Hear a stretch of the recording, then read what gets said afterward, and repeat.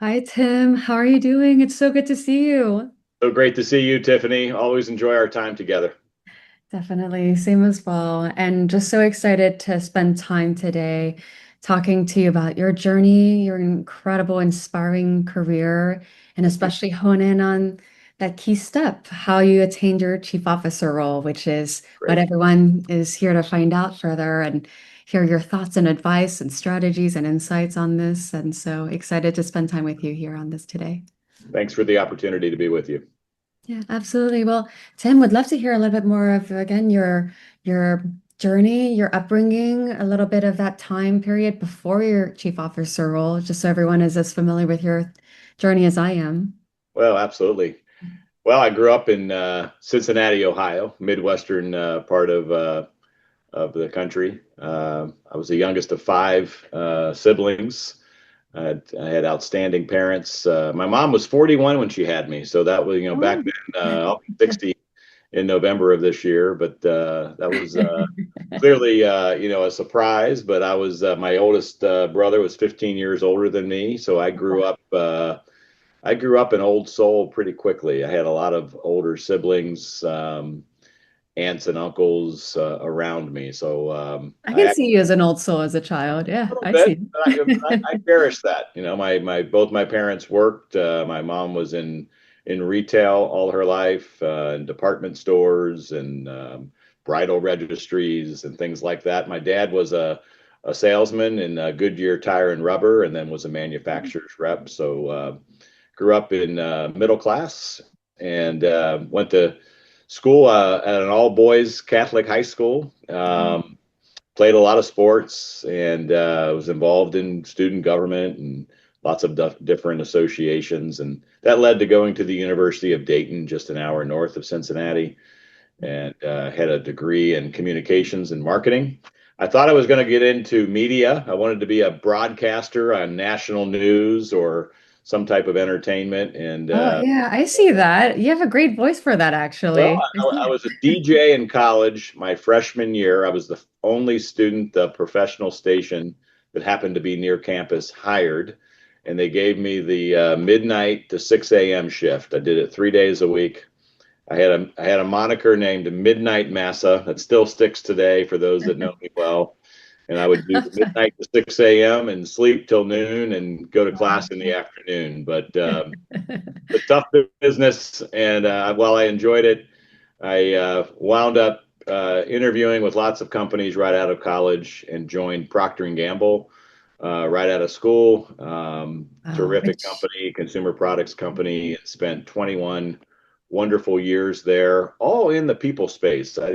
Back then, Tiffany, and 1989, it really wasn't a human resources function then. I think we were personnel and operations, but I worked for a variety of groups and took a liking to the HR areas of recruiting and succession planning and training and compensation and benefits, and grew into a function and moved 9 times with Procter and Gamble over 21 years. A lot of assignments around the U.S. and had the opportunity to live overseas in Central Europe and Poland, and had the whole Central European corridor of Lithuania, Latvia, and Estonia as a country HR manager. Lots of global roles.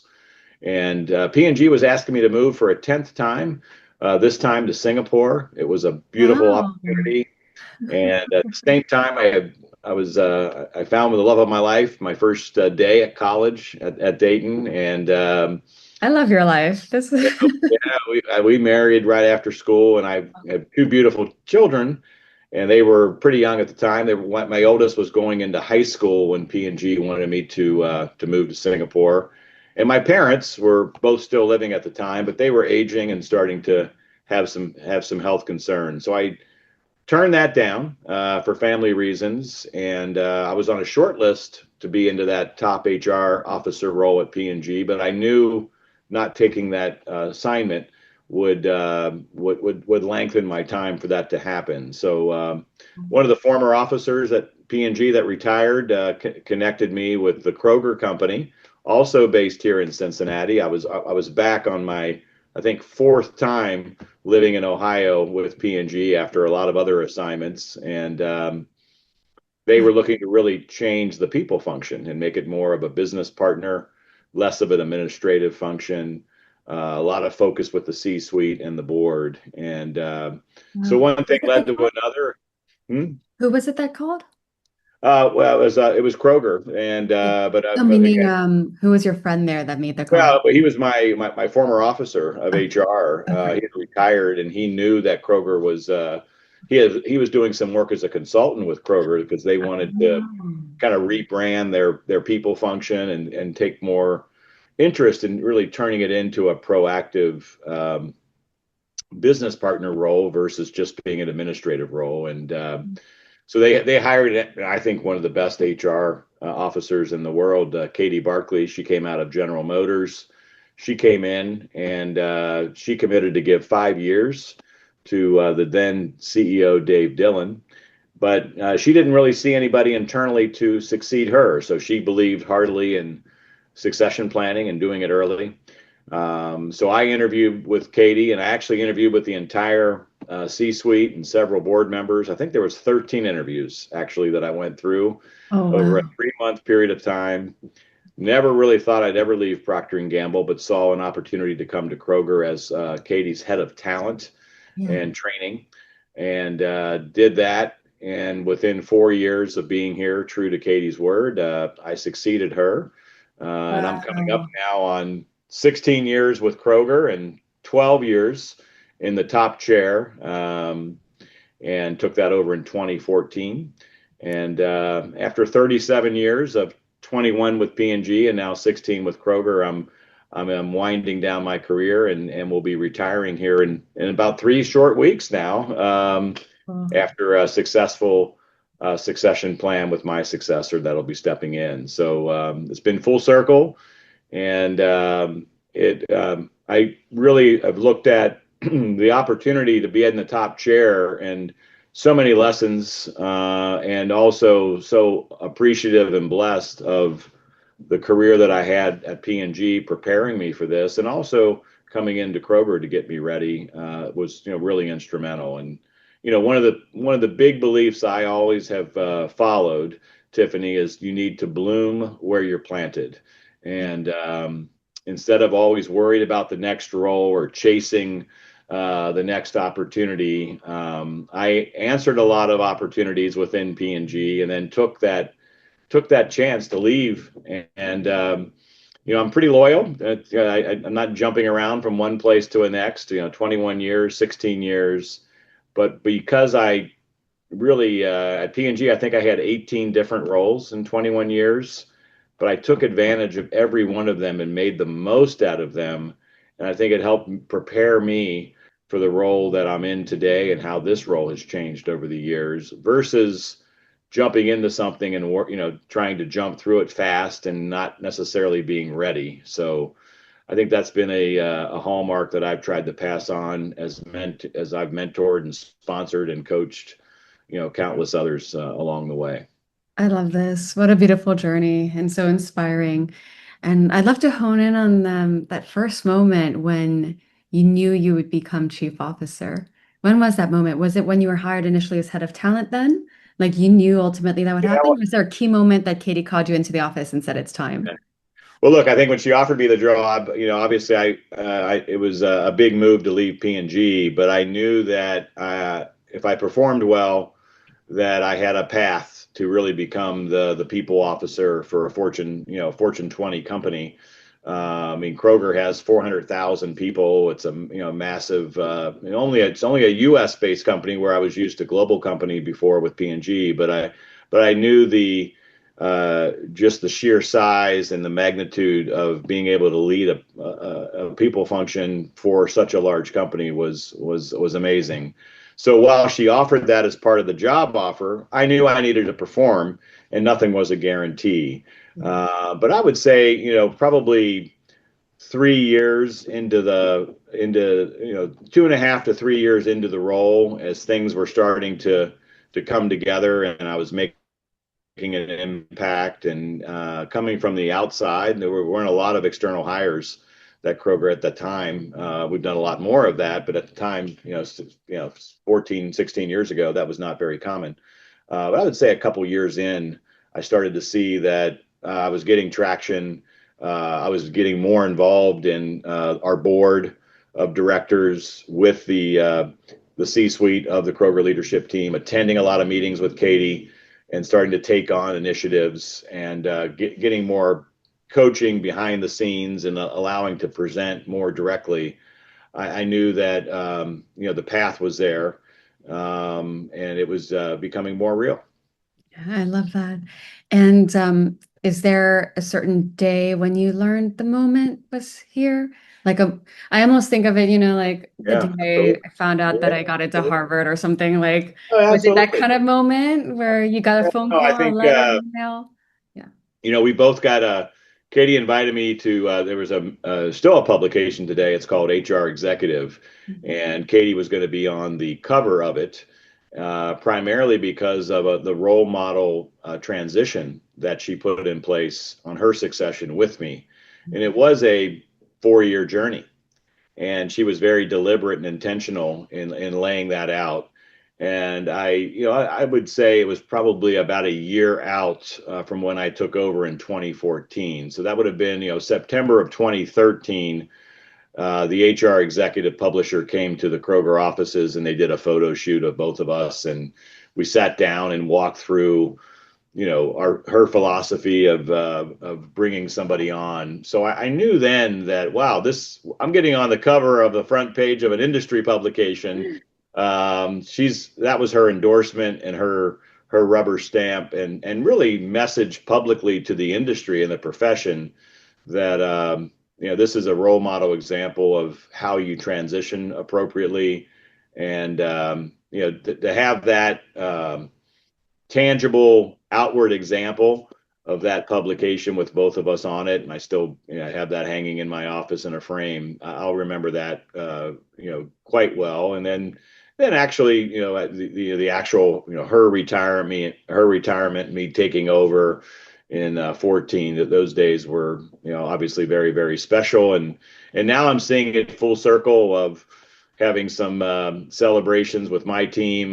2 days ago, I was surprised with a conference room here in our store support center, our headquarters, Oh my named after goodness, I me. love And that. my Wow. wife was there, and Oh, they had a placard put up, and to have a room that will forever be used in my name, I think is it speaks called volumes. the Midnight Massa Room? Fact, yeah, something like that. They could name it Midnight Massa, but no, but that was quite nice, and now just being able to appreciate the countless leaders and associates that you've been able to impact is quite gratifying.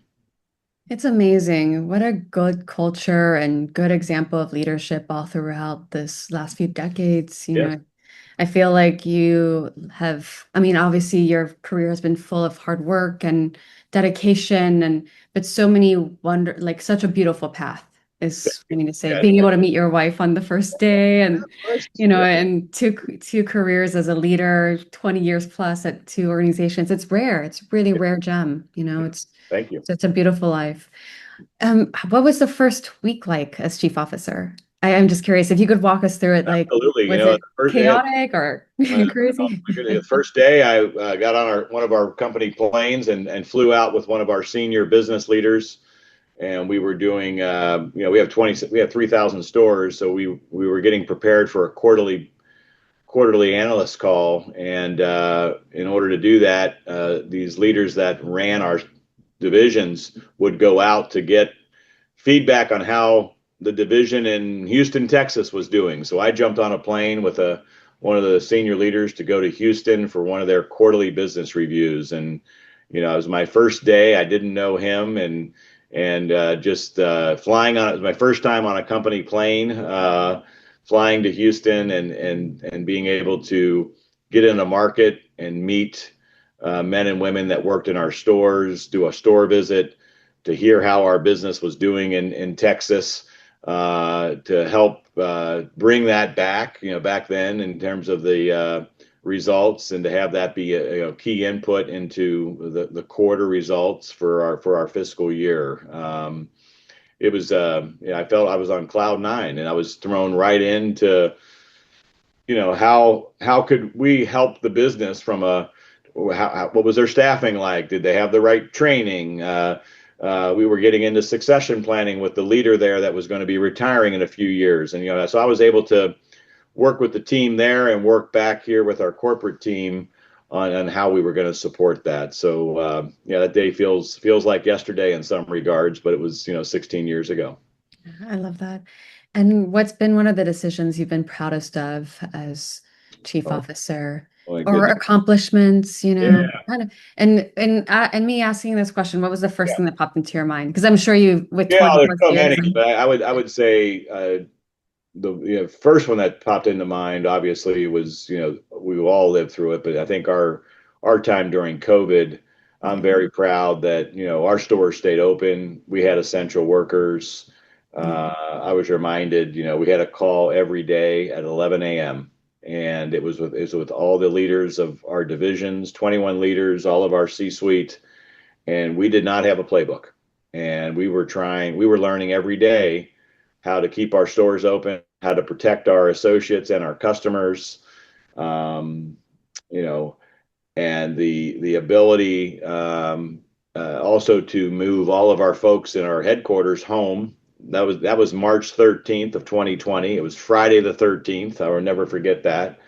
And we were using Teams as a virtual and nobody knew what Teams was, and we were sending hundreds of thousands of people home, and it worked. And here we are today. So I am very proud of we listened intently. We probably listened for understanding more than ever, regardless of the level of the individual, the location of the individual. We were seeking best practices, best ideas to keep our stores running and to serve our associates around the world, around the country, and that was probably one of the most collaborative times in our company's history, and for many companies, obviously around the world. But I would just remember all the daily decisions we made. But I would also say, we've also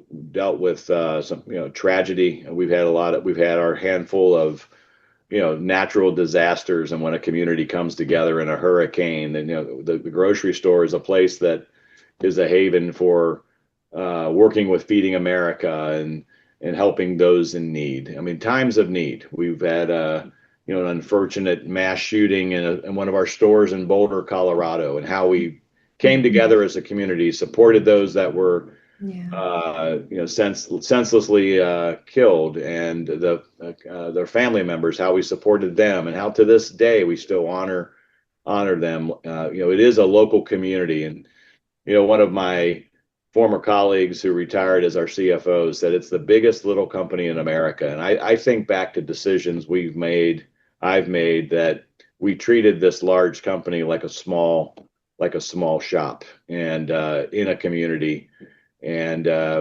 with a name, with people that were there to serve. I cherish that a lot, and there were countless examples like that. yeah, that's remarkable. And I have to make a remark here, actually, as we're talking, I really am more making this observation too for listeners. Mm. It's remarkable that you've been here for so long, and we were just talking about a mutual friend, Jacqueline, Yeah, also CHR at General sure. Mills, who also similarly grew up at General Yeah, Mills. terrific, And terrific what leader. I see of you too, you're remarkable leaders. When it comes, for example, in this age of AI and transformation, you are some of the most advanced in terms of the workforce transformation you've Right, already implemented and already carried out. right, And that's perhaps correlated to the tenure you've had and led here. That tenure, the insights you have into the organization has led you to be able to operate at a faster speed than other organizations where perhaps leadership has higher turnover, is what I'm sure. maybe seeing. Hmm. Hmm. Because both you and her have, shared with me insights and plans and transformation underway that is, again, much more advanced than many of the other organizations that we collaborate with or support or see or, just observe. Since we have this unique vantage point at Mogul, to see Sure. at the Oh, C-suite level across right. 700 plus organizations. So I Sure. want to commend you for that. Thank you. And so, maybe if you could share a little bit of insight about what I just shared with listeners, I'd love to have them hear of your remarkable efforts in this age of AI. Well, thank you again for the feedback. I think one of the pieces we've leaned in on is we see asking for help as a sign of strength. No one person has all the answers. So, your ability to be able to collaborate cross-functionally, I think, is so important today, even in the age of AI and in technology advances. And we really refer to it as ways of working, Tiffany. We look at how can we improve our ways of working. Tools like AI, we need to lean in, and how can it simplify your work? How can it free you up so that we want you to do more human-centric activity? We want you to be able to be empathetic, to listen for understanding, to provide feedback, to get out in the stores, in our plants, in our warehouses, and work with our associates and have performance feedback and coaching.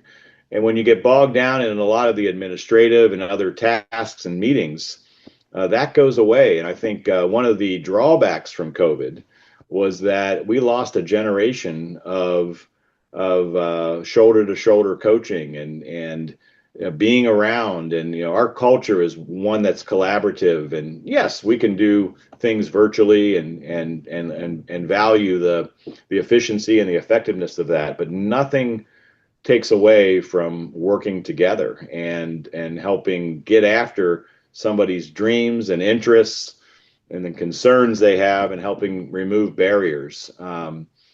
Tools like AI, et cetera, can help simplify things and so that we have more airtime and more space to focus on things like that. So, we created a driver's license. We call it AI driver's license for every one of our associates based on their role, because a data scientist who's working on customer data and a loyalty program that feels personalized to that shopper is a different use of AI skills than someone who's a program manager or a product manager or a category manager of one of our categories in healthcare, versus a cashier versus someone that's working in a plant. So we've been able to really create a baseline understanding of AI. And just like you have a driver's license to to be able to drive a car, we want you to be certified in your area of role,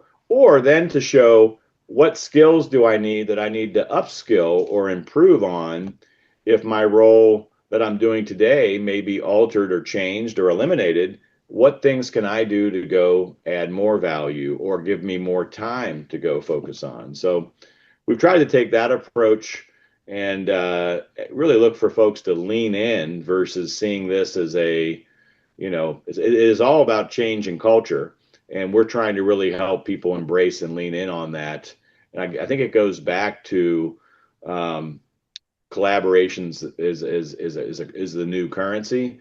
And it's okay what you don't know. It's okay to raise your hand for help. And we've tried to drive that throughout the company, and it's starting at the top. And I think that's been a hallmark for us. I would also say we've really tried to create an experience where people want to work here, and we're trying to be intentional about the experiences we're trying to create, the behaviors that support those experiences, because we believe then the outcome's more intentional. If we're not, calling for the type of behaviors we expect from our leaders and the experiences we're trying to create, then we leave it to chance, then it feels like it's opening day every day. And that leaders, we're putting people into leadership roles and they may not be understanding what they're signing up for. And, we're a 143-year-old company, but we've been grounded in a set of values that have been around for over 50 years that haven't changed. And we continue to make sure that, whatever role you're in, we're values and principle based driven. That's always going to be our North Star that guides us all the way through.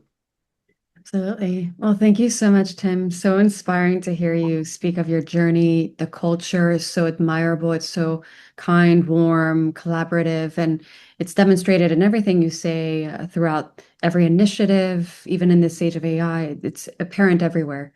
Thank you. So thank you so much again for sharing also your moment of attaining the chief officer Thank role you so and much. It's a how big day. it's been. It's been a dream talking to you. So thank you so much, You're Tim, welcome. and I'm excited to continue the conversation. Look forward to staying in touch. Thanks for your partnership, Tiffany.